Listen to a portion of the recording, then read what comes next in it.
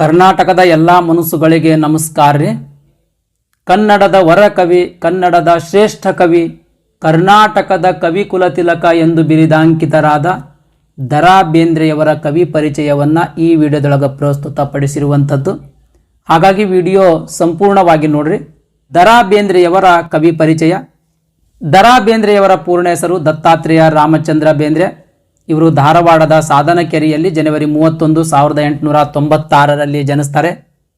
ಇವರ ತಂದೆ ಹೆಸರು ರಾಮಚಂದ್ರ ಬೇಂದ್ರೆ, ತಾಯಿಯ ಹೆಸರು ಅಂಬವ್ವ ಬೇಂದ್ರೆ, ಮಡದಿಯ ಹೆಸರು ಲಕ್ಷ್ಮೀಬಾಯಿ. ಇವರ ಕಾವ್ಯನಾಮ ಅಂಬಿಕಾತನಯ ದತ್ತ. ಬೇಂದ್ರೆಯವರು ಕನ್ನಡ ಸಾಹಿತ್ಯ ನವೋದಯ ಕಾಲಘಟ್ಟದ ಪ್ರಮುಖ ಕವಿ ಸ್ನೇಹಿತರೆ. ಬೇಂದ್ರೆ ಮನೆತನದ ಮೂಲ ಹೆಸರು ಠೋಸರ ಅಂತಿತ್ತು. ದ.ರಾ. ಬೇಂದ್ರೆಯವರು ಕೇವಲ 11 ವರ್ಷದವರಿದ್ದಾಗ ಅವರ ತಂದೆ ತೀರ್ಕೊಳ್ತಾರೆ. ತನ್ನ ಇನ್ನೊಬ್ಬ ಚಿಕ್ಕಪ್ಪ ಬಂಡೋಪಂತರ ಆಶ್ರಯದಲ್ಲಿ ಬೇಂದ್ರೆಯವರ ಕುಟುಂಬ ಆಶ್ರಯ ಪಡೆಯುತ್ತದೆ. ಚಿಕ್ಕಪ್ಪನ ಆಶ್ರಯದಲ್ಲಿಯೇ ಬೇಂದ್ರೆಯವರು BA ವರೆಗಿನ ಅಭ್ಯಾಸ ಪುಣೆಯ ಫರ್ಗ್ಯೂಸನ್ ಕಾಲೇಜಿನಲ್ಲಿ ನಡೀತದೆ. ಮುಂದೆ ಇವರ ಶಿಕ್ಷಣದ ಬಗ್ಗೆ ನೋಡೋದಾದರೆ 1913ರಲ್ಲಿ ಧಾರವಾಡದಲ್ಲಿ ಮೆಟ್ರಿಕ್ಯುಲೇಷನ್ ಮುಗಿಸ್ತಾರೆ. 1918ರಲ್ಲಿ ಪುಣೆಯ ಫರ್ಗ್ಯೂಸನ್ ಕಾಲೇಜಿನಿಂದ BA ಪದವಿ ಪಾಸ್ ಮಾಡ್ತಾರೆ. 1935ರಲ್ಲಿ ಮುಂಬೈ ವಿಶ್ವವಿದ್ಯಾನಿಲಯದಿಂದ MA ಸ್ನಾತಕೋತ್ತರ ಪದವಿಯನ್ನು ಕೂಡ ಮುಗಿಸ್ತಾರೆ. ಇದಿಷ್ಟು ಬೇಂದ್ರೆಯವರ ಶಿಕ್ಷಣದ ಬಗ್ಗೆ ಮಾಹಿತಿ. ಬೇಂದ್ರೆಯವರ ವೈವಾಹಿಕ ಜೀವನ. ಬೇಂದ್ರೆಯವರು 1919ರಂದು ಹುಬ್ಬಳ್ಳಿಯಲ್ಲಿ ವಿವಾಹವಾದರು. ನರಗುಂದದಲ್ಲಿ ಸಾರ್ವಜನಿಕ ಸೇವಾ ಇಲಾಖೆಯಲ್ಲಿ ನೌಕರರಾಗಿದ್ದ ಶ್ರೀ ಜೋಗುಳೇಕರ ಮಗಳಾದ ರಂಗೂ ತಾಯಿಯೇ ಈ ಬೇಂದ್ರೆಯವರ ಮಡದಿ ಸ್ನೇಹಿತರೆ. ಬೇಂದ್ರೆ ಮನೆತನಕ್ಕೆ ಬಂದ ಮೇಲೆ ಅವರ ಹೆಸರು ಲಕ್ಷ್ಮೀಬಾಯಿ ಎಂದಾಯ್ತು ಸ್ನೇಹಿತರೆ. ಇವರ ಮೂಲ ಹೆಸರು ರಂಗೂ ತಾಯಿ ಅಂತಿತ್ತು. ಬೇಂದ್ರೆ ಮನೆತನಕ್ಕೆ ಬಂದ ನಂತರ ಇವರ ಹೆಸರು ಲಕ್ಷ್ಮೀಬಾಯಿ ಅಂತ ಬದಲಾವಣೆ ಮಾಡಲಾಯಿತು. ಬೇಂದ್ರೆಯವರ ಪ್ರಥಮ ಕವನ ಸಂಕಲನ ಕೃಷ್ಣಕುಮಾರಿ ಅಂತನ್ನೋದು ಆಗ್ಲೇ ಪ್ರಕಟವಾಗಿತ್ತು ಸ್ನೇಹಿತರೆ. ಲಕ್ಷ್ಮೀಬಾಯಿ ಹಾಗೂ ಬೇಂದ್ರೆಯವರ ಸಂಸಾರ ಕಂಡದ್ದು ಹೆಚ್ಚಾಗಿ ಕಷ್ಟದ ದಿನಗಳ ಸ್ನೇಹಿತರೆ. ಎಂಥ ಕಷ್ಟ ಅಂತಂದ್ರೆ ಬೇಂದ್ರೆಯವರಿಗೆ 9 ಜನ ಮಕ್ಕಳು, ಅದರಲ್ಲಿ 6 ಜನ ಮಕ್ಕಳು ಕಣ್ಣೆದರಲ್ಲಿ ನಿಧನ ಹೊಂದುತ್ತಾರೆ. ಕೇವಲ ಉಳಿದದ್ದು 3 ಮಕ್ಕಳು ಮಾತ್ರ ಸ್ನೇಹಿತರೆ. ಅದರಲ್ಲಿ ವಾಮನ ಬೇಂದ್ರೆ ಮತ್ತು ಪಾಂಡುರಂಗ ಬೇಂದ್ರೆ ಅಂತನ್ನೋ 2 ಗಂಡು ಮಕ್ಕಳು, ಶ್ರೀಮತಿ ಮಂಗಳ ಅಂತನ್ನೋ ಒಬ್ಬ ಹೆಣ್ಣು ಮಗಳು. 9 ಮಕ್ಕಳರಲ್ಲಿ ಈ 3 ಮಕ್ಕಳು ಮಾತ್ರ ಬದುಕುಳ್ತಾರೆ. ಇನ್ನು 6 ಜನ ಮಕ್ಕಳು ಬೇಂದ್ರೆಯವರ ಕಣ್ಣೆದುರಲ್ಲೇ ನಿಧನ ಹೊಂದುತ್ತಾರೆ. ಬಡತನದ ಕುಲುಮೆಯಲ್ಲಿ ಬೇಯುತ್ತಿದ್ದಂತೆಯೇ ಕರುಳ ಕುಡಿಗಳು ಕಣ್ಣ ಮುಂದೆ ಬಾಡಿ ಹೋದಾಗ ಆ ದುಃಖದ ಅನುಭವ ಎದೆಯಲ್ಲಿ ತುಂಬಿಕೊಂಡವರು ಈ ಬೇಂದ್ರೆಯವರು. ಇಷ್ಟಾದರೂ ಬೇಂದ್ರೆಯವರ ದೃಷ್ಟಿ ಬಡತನ ಸಿರಿತನ ಕಡೆತಾನಕ ಉಳಿದಾವೇನ ಅಂತನ್ನೋದಾಗಿತ್ತು.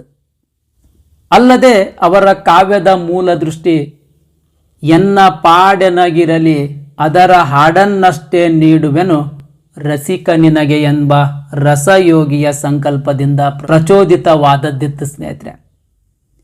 ರಸವೇ ಜನನ ವಿರಸವೇ ಮರಣ ಸಮರಸವೇ ಜೀವನ ಎಂದು ಬದುಕನ್ನ ಎದೆಗಪ್ಪಿಕೊಂಡು ಅರಳಿದ ಕಾವ್ಯಚೇತನ ಬೇಂದ್ರೆಯವರದ್ದು ಸ್ನೇಹಿತರೆ. ಇದಿಷ್ಟು ಬೇಂದ್ರೆಯವರ ವೈವಾಹಿಕ ಜೀವನದ ಬಗ್ಗೆ ಮಾಹಿತಿ.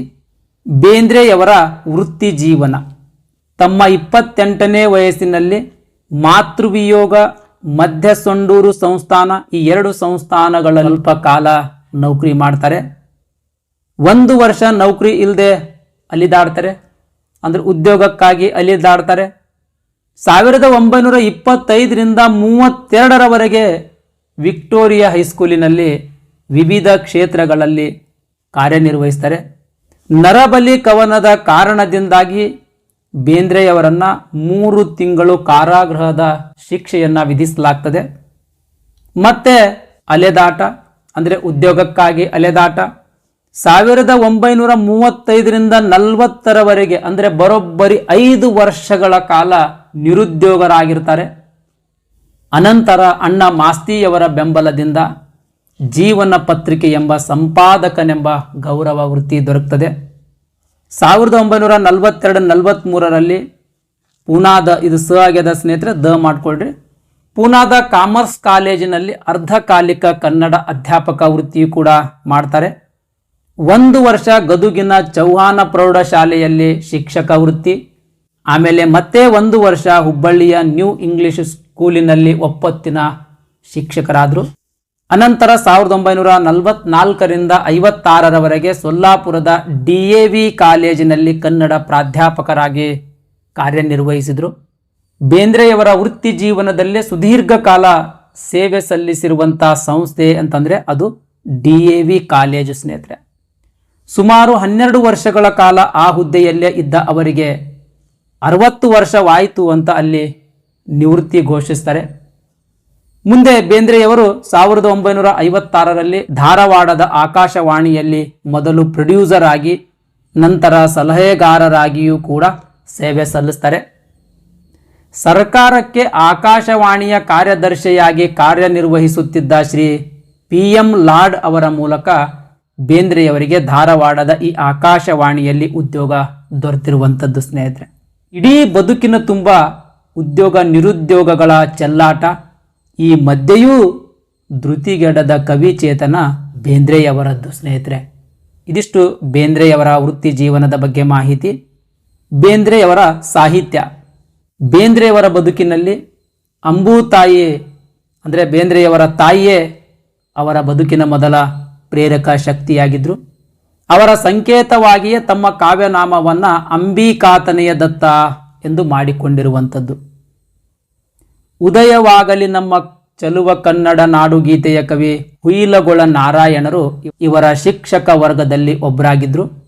ಇನ್ನೊಬ್ಬ ಪ್ರಮುಖ ವ್ಯಕ್ತಿ ಅಂತಂದರೆ ಅದು ಪುಣೆಯ ಫರ್ಗ್ಯೂಸನ್ ಕಾಲೇಜಿನ ಆಂಗ್ಲ ಭಾಷೆಯ ಪ್ರಾಧ್ಯಾಪಕರಾದ ಪಟವರ್ಧನರವರು ಸ್ನೇಹಿತರೆ. ಬಾಲ್ಯದುದ್ದಕ್ಕೂ ಆಸರೆಯಾಗಿದ್ದವರು ಅವರ ಚಿಕ್ಕಪ್ಪ ಬಂಡೋಪಂತರು. ಅಧ್ಯಯನ ಬೇಂದ್ರೆಯವರ ಬದುಕಿನ ಒಂದು ಅವಿಭಾಜ್ಯ ಅಂಗವಾಗಿತ್ತು. ಸಂಸ್ಕೃತ, ಕನ್ನಡ, ಇಂಗ್ಲಿಷ್ ಹಾಗೂ ಮರಾಠಿ ಸಾಹಿತ್ಯಗಳನ್ನು ಅಧ್ಯಯನ ಮಾಡಿದ್ರು. ಎಲ್ಲಕ್ಕಿಂತ ಮುಖ್ಯವಾದ ವಿಷಯ ಅಂತಂದರೆ ಇವರ ಬದುಕು ಮರಾಠಿ ಮತ್ತು ಕನ್ನಡ ದ್ವಿಭಾಷಾ, ಇಲ್ಲಿ ದ್ವಿಭಾಷೆ ಆಗಿದ್ರಿ ದ್ವಿಭಾಷೆ ಮಾಡ್ಕೊಳ್ರಿ, ದ್ವಿಭಾಷಾ ವಾತಾವರಣದಲ್ಲಿದ್ದದ್ದು ಸ್ನೇಹಿತರೆ.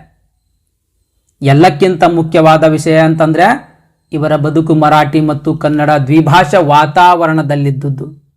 ಇವರು ಕಾಲೇಜಿನಲ್ಲಿ ಓದುತ್ತಿರುವಾಗಲೇ ಕವಿತೆಗಳನ್ನು ರಚನೆ ಮಾಡ್ತಿದ್ರು.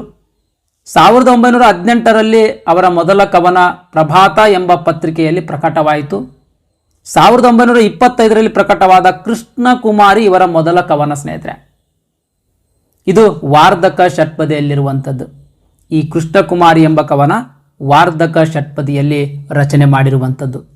ಗರಿ ಬೇಂದ್ರೆಯವರ ಪ್ರಥಮ ಕವನ ಸಂಕಲನ ಸ್ನೇಹಿತರೆ. ಗರಿ ಎಂಬ ಕವನ ಸಂಕಲನ ಬೇಂದ್ರೆಯವರ ಪ್ರಥಮ ಕವನ ಸಂಕಲನವಾಗಿತ್ತು. ಇವರು ಸುಮಾರು 27 ಕವನ ಸಂಕಲನಗಳು, 10 ವಿಮರ್ಶಾ ಗ್ರಂಥಗಳು, 14 ನಾಟಕಗಳು, 7 ಅನುವಾದ ಕೃತಿಗಳು, 5 ಮರಾಠಿ ಕೃತಿಗಳು, 1 ಇಂಗ್ಲಿಷ್ ಕೃತಿಗಳನ್ನು ರಚನೆ ಮಾಡಿರುವಂಥದ್ದು. ಬೇಂದ್ರೆಯವರು ಗೆಳೆಯರ ಬಳಗ ಎಂಬ ವಿಕ್ರು ಗೋಕಾಕ್, ಬೆಟಗೇರಿ ಕೃಷ್ಣ ಶರ್ಮಾ, ಮಧುರ ಚೆನ್ನ, ರಂ ಶ್ರೀ ಮುಗಳಿಯಂಥ ಕವಿಗಳ ಬಳಗವನ್ನೇ ಕಟ್ಟಿದ್ರು. ಆ ಗುಂಪು ಕರ್ನಾಟಕ ಸಾಂಸ್ಕೃತಿಕ ಹಾಗೂ ಸಾಹಿತ್ಯಕ ಇತಿಹಾಸದ ಒಂದು ಜೀವಂತ ಭಾಗವಾಗಿ ಉಳಿದಿದ್ದಷ್ಟೇ ಅಲ್ಲ, ಕವಿಗೆ ಕವಿ ಮುನಿವ ಎಂಬ ಗಾದೆಯನ್ನೂ ಕೂಡ ಸುಳ್ಳಾಗಿಸಿತು ಸ್ನೇಹಿತರೆ.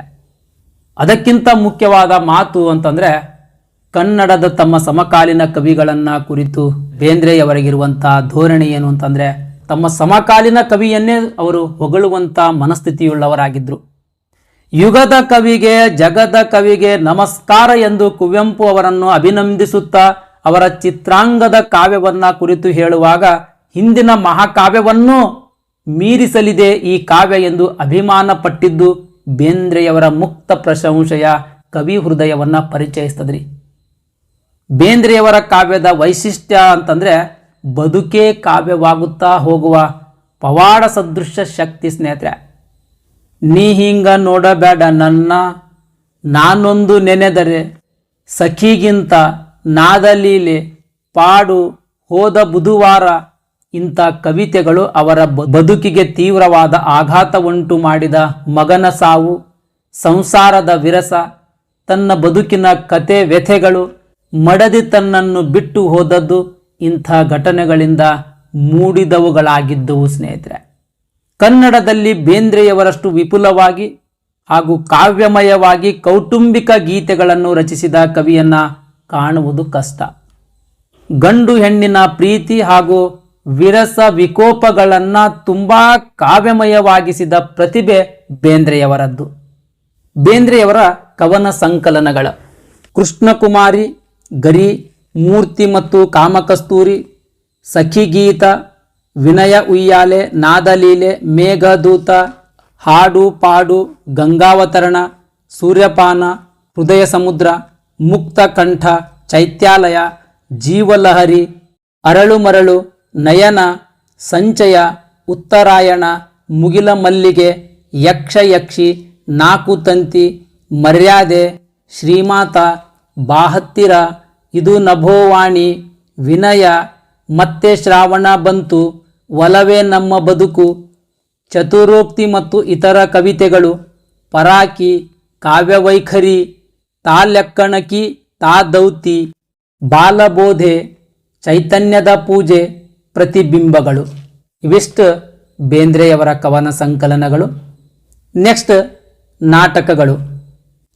ತಿರುಕನ ಪಿಡುಗು, ನಗೆಯ ಹೊಗೆ, ಸಾಯೋ ಆಟ, ಹೊಸ ಸಂಸಾರ, ಉದ್ಧಾರ, ಹುಚ್ಚಾಟಗಳು ಮತ್ತು ಇತರ ನಾಟಕಗಳು, ದೆವ್ವದ ಮನೆ, ಹಳೆಯ ಗೆಳೆಯರು. ಇವಿಷ್ಟು ಬೇಂದ್ರೆಯವರು ರಚಿಸಿದ ನಾಟಕಗಳು. ಬೇಂದ್ರೆಯವರು ರಚಿಸಿದ ಮರಾಠಿ ಕೃತಿಗಳ ಬಗ್ಗೆ ನೋಡೋದಾದರೆ ಸಂವಾದ, ಶಾಂತಲ, ವಿಠಲ ಸಂಪ್ರದಾಯ, ಪಥಸಂಚಲನ. ಇವಿಷ್ಟು ಬೇಂದ್ರೆಯವರು ರಚಿಸಿದ ಮರಾಠಿ ಕೃತಿಗಳು.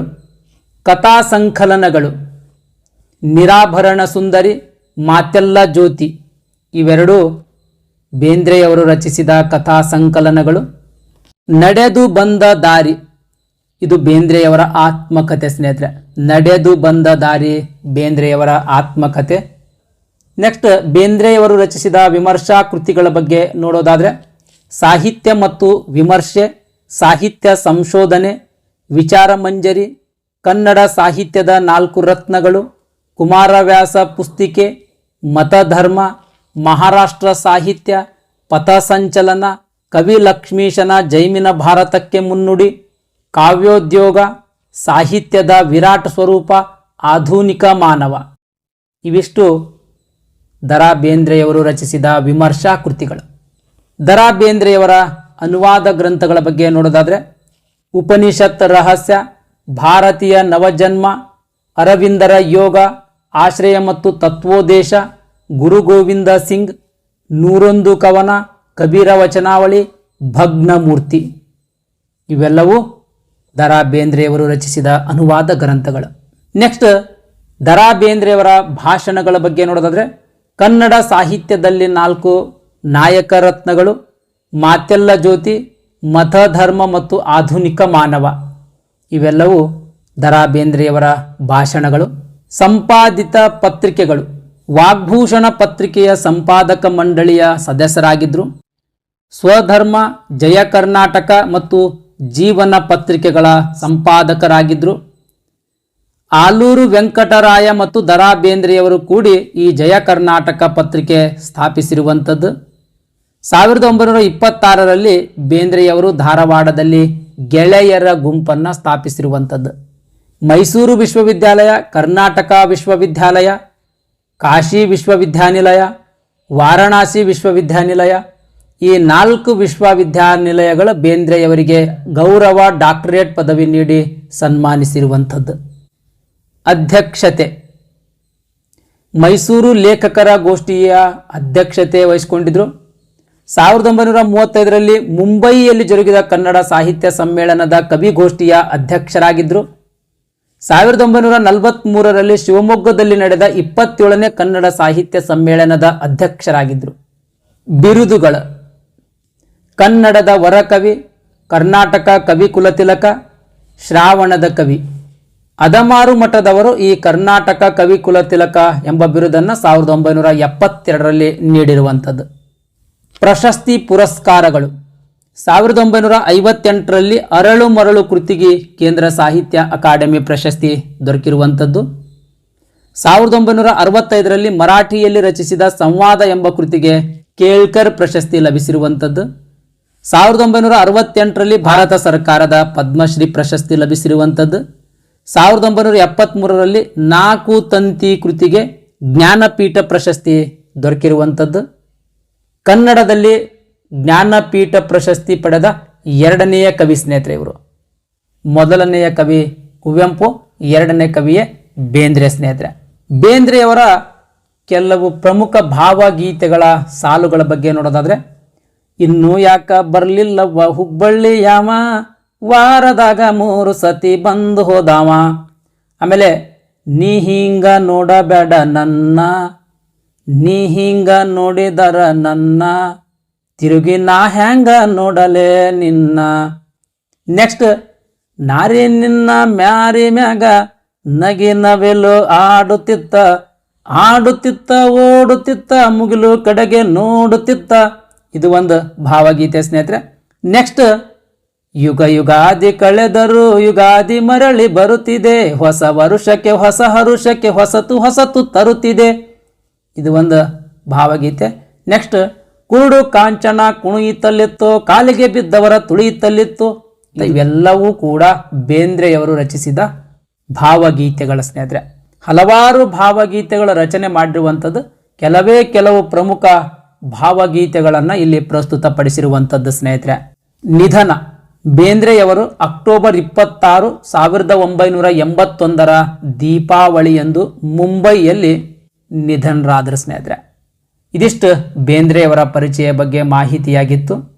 ಬೇಂದ್ರೆಯವರ ಪರಿಚಯವನ್ನು ಪ್ರಸ್ತುತಪಡಿಸಿರುವಂಥ ಸಂದರ್ಭದಲ್ಲಿ ಯಾವುದಾದ್ರೂ ಪದ ಉಚ್ಚಾರಣೆ ಮಾಡುವಂಥ ಸಂದರ್ಭದಲ್ಲಿ ತಪ್ಪಾಗಿತ್ತು ಅಂದ್ರೂ ಕ್ಷಮೆ ಇರಲಿ. ಅದೇ ರೀತಿ ಈ ಮಾಹಿತಿಯೊಳಗೆ ಎಲ್ಲಾದರೂ ಮಾಹಿತಿ ತಪ್ಪಾಗಿತ್ತಂತಂದ್ರೆ ಅದಕ್ಕೂ ಕೂಡ ಕ್ಷಮೆ ಇರಲಿ ಸ್ನೇಹಿತರೆ. ಈ ರೀತಿ ಯಾವುದೇ ವ್ಯಕ್ತಿಯ ಜೀವನ ಚರಿತ್ರೆಯ ಬಗ್ಗೆ ಮಾಹಿತಿ ಬೇಕಾಗಿತ್ತು ಅಂದ್ರೆ ದಯಮಾಡಿ ಕಮೆಂಟ್ ಮಾಡಿರಿ ಸ್ನೇಹಿತರೆ. ಈ ವಿಡಿಯೋ ನಿಮ್ಗೆ ಇಷ್ಟ ಆಗಿತ್ತು ಅಂದ್ರೆ ದಯಮಾಡಿ ಲೈಕ್ ಬಟನ್ ಮೇಲೆ ಪ್ರೆಸ್ ಮಾಡಿರಿ. ಅದೇ ರೀತಿ ನಿಮ್ಮ ಫ್ರೆಂಡ್ಸರಿಗೂ ಕೂಡ ಶೇರ್ ಮಾಡಿರಿ ಅಂತ ವಿನಂತಿಸಿಕೊಳ್ತಾ ಇವತ್ತಿನ ವಿಡಿಯೋವನ್ನು ಮುಗಿಸ್ತಾ ಇದ್ದೀನಿ. ಧನ್ಯವಾದಗಳು.